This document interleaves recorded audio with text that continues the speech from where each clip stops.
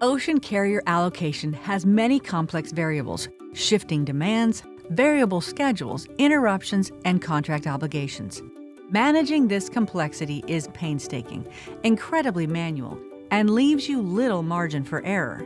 Most companies make routing decisions with only a few weeks of lead time and are often forced to scramble or accept less than ideal schedules when things go wrong. Let's look at an example to help illustrate the issues.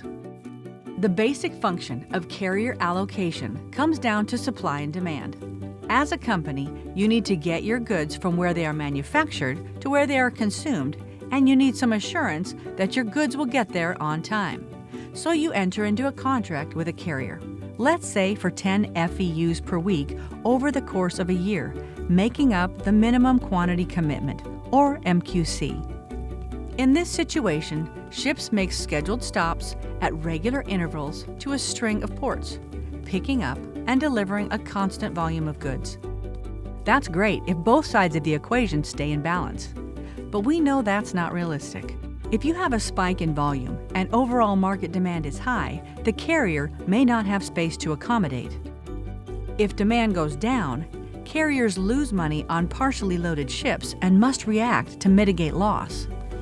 Instead of losing money on partially loaded ships, most carriers will pull a ship out of the string rotation for a blank sailing, or simply skip a port. This means they can fill each of their ships, but makes their service inconsistent and unreliable. This is a frustrating prospect for companies because it happens with little warning and can leave their goods stranded or their warehouses short-stocked. To mitigate that risk, companies enter into contracts with multiple carriers. Problem solved, right? Wrong.